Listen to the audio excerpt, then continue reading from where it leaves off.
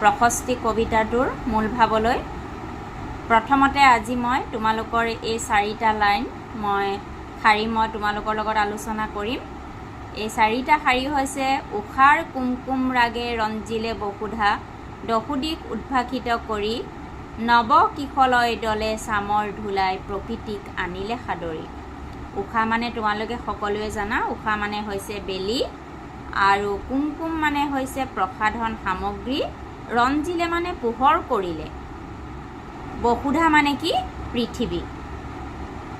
কি কৈছে এতিয়া তোমালোকক এই 4টা লাইন মই তোমালোকৰ আগত ক'ম। অৰ্থাৎ ৰাতিপুৱা সূৰ্য উদয় হোৱাৰ আগৰ সময়খিনি, সূৰ্য উদয় হোৱাৰ আগৰ সময়খিনি আকাশখন ইমানেই ধুনীয়া এটা ৰং হয়।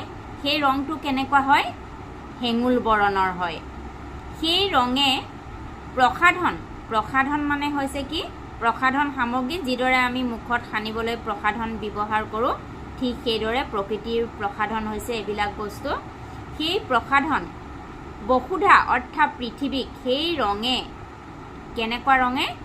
সেই হেঙুলীয়া ৰঙে পৃথিৱীখনক পোহৰ কৰি তুলিলে।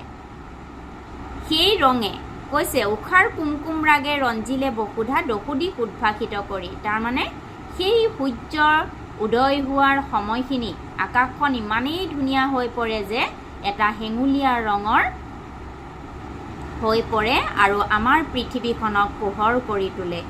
আৰু সেই হেঙুলীয়া ৰঙে পৃথিৱীৰ দশুদিশ কি কৰে? পোহৰাই পেলায়।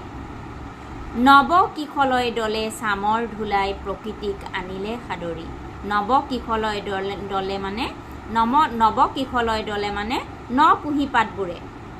কুঁহিপাতবোৰেও চামৰ ধূলা মানে চাম পহুৰ নেজৰ মুঠাই, যাক আমি পবিত্ৰ কামত ব্যৱহাৰ কৰোঁ। আমি পবিত্ৰ কামত কি ব্যৱহাৰ কৰোঁ? চোৱৰ পহুৰ নেজৰ মুঠা। চোৱৰ পহুৰ নেজৰ মুঠাই আমি যিদৰে পবিত্ৰ কামত তাক ব্যৱহাৰ কৰোঁ, সেইদৰে সেই কুঁহিপাতবোৰেও কি কৰিলে? প্ৰকৃতিক আদৰি আনিলে।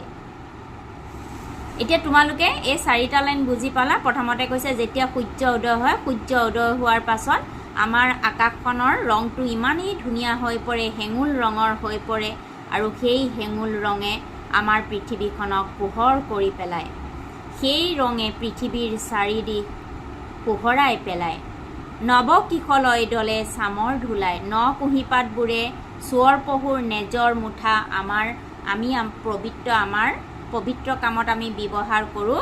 আৰু চোৱৰ পহুৰ নেজৰ মুঠাই আমি যিদৰে দিওঁ আমাৰ পবিত্ৰ কামত, ঠিক সেইদৰে কুঁহিপাতবোৰেও প্ৰকৃতিক আদৰি আনিলে। মৰমৰ ছাত্ৰ ছাত্ৰীসকল, আজি মই তোমালোকৰে 4টা লাইনে তোমালোকৰ লগত আলোচনা কৰোঁ। পাছৰখিনি পাছত আলোচনা কৰিম। ধন্যবাদ।